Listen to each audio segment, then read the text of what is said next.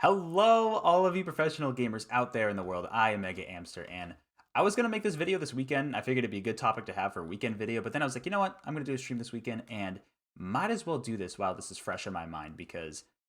And I swear I'm not making this video to say I told you so. I swear I'm not. I apologize if you were hoping and maybe even expecting this game to actually come out this year. Nintendo announced today that the sequel, the follow up to The Legend of Zelda Breath of the Wild, has officially been delayed until spring of 2023, as Anumasan here with his very nice looking haircut has been saying. So it's unfortunate. I mean, all delays, they are what they are. We had that Advance Wars delay not that long back because of recent world events. Animal Crossing when that got delayed, although Animal Crossing kind of worked out in its favor. And honestly, I think the same thing's going to happen here. As you can probably guess by the title of this video, I'm honestly in big favor of this delay.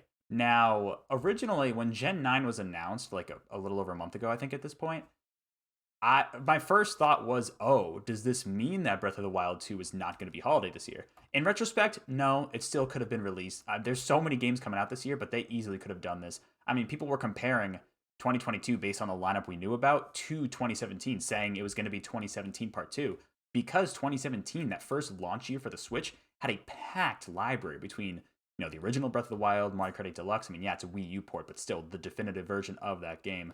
Splatoon 2, I guess ARMS you can count. Mario and Rabbids, Mario Odyssey, Xenoblade Chronicles 2. It was a stacked year of just AAA releases. And yeah, I mean, with with or without Breath of the Wild 2, it still feels like 2017 Part 2. It really still feels like that, even without this sequel coming this year.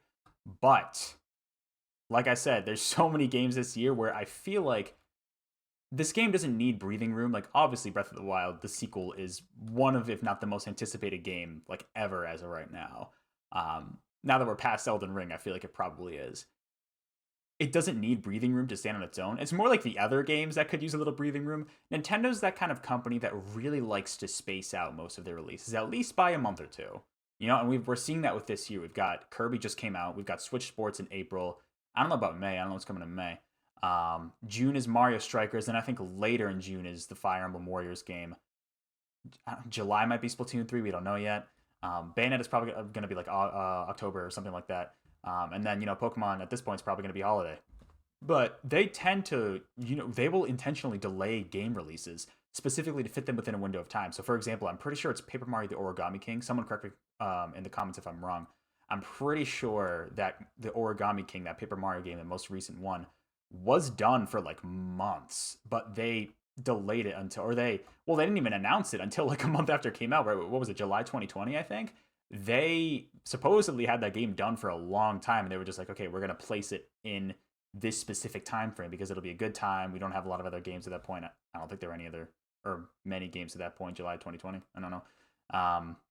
So it's like they will intentionally do that, and maybe they didn't want Breath of the Wild and Pokemon were next to each other. That's certainly possible. Whereas Pokemon, they knew was going to get done at the end of the year. They said, okay, let's put Breath of the Wild in spring of 2023.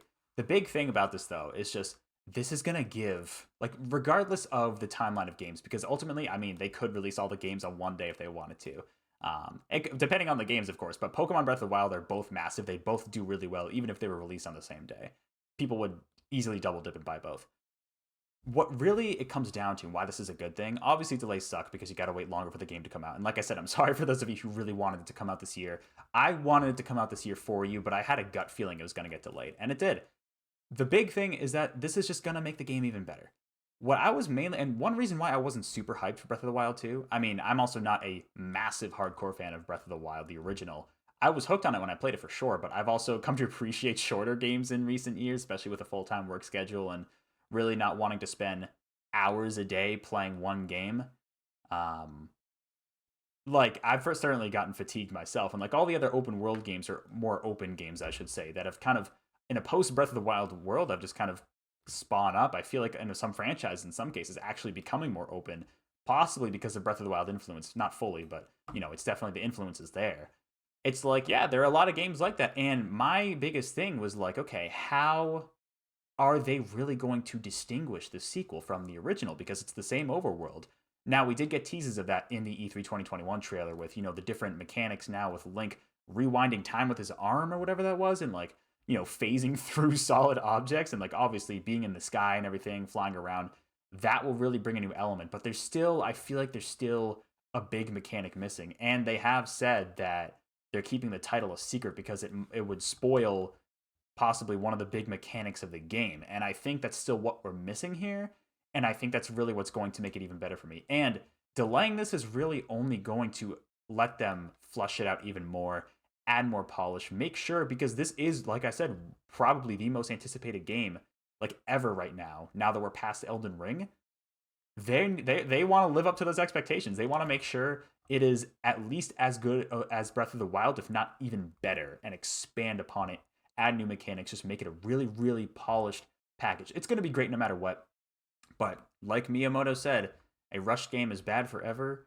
A delayed game is eventually good. So, even though supposedly it's not a Miyamoto quote, I don't know. But anyways, like, yeah, it's just, this is only going to help things in the future. It sucks that we have to wait a little bit. It would be nice if it was March of 2023 if they're saying spring, but that's pretty early spring, so probably not. But it would be cool to line it up with the 6th anniversary of the original game's release. This is ultimately just going to be a good thing overall. Polish the game up, make sure it's really, really good. It'll give us some breathing space between games and also with our wallets, but like, I mean, at the end of the day, you're still spending money, whether it's in one contained period or spread out over a few months. I think it's a good thing. At the end of the day, what really matters is that this game is polished and is fun to play, and having a little more time is just only going to improve it. It really, I mean, I suppose if you introduce something bad intentionally, it could mess up the game, but I would hope that they wouldn't do that. This is only going to help it, and yeah, we just got to hold out a little longer. There's plenty of games to play in the meantime, so hopefully you'll find something you like.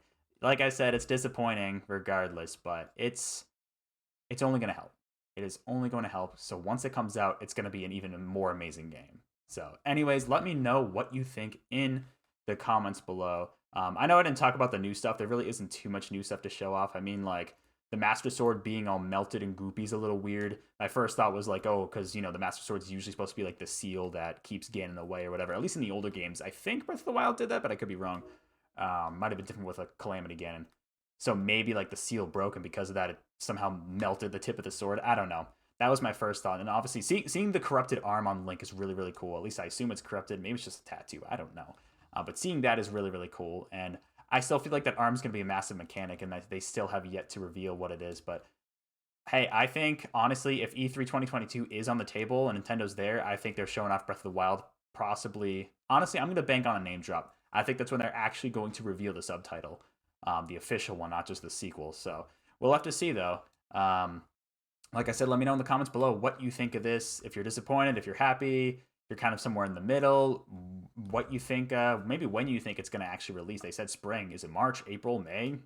March would be nice. Well, I hope it's March, like just to coincide with the original release too, but we'll see. Let me know what you think in the comments below, and I will catch you all on the next video or live stream. Take care in the meantime, everybody. Bye.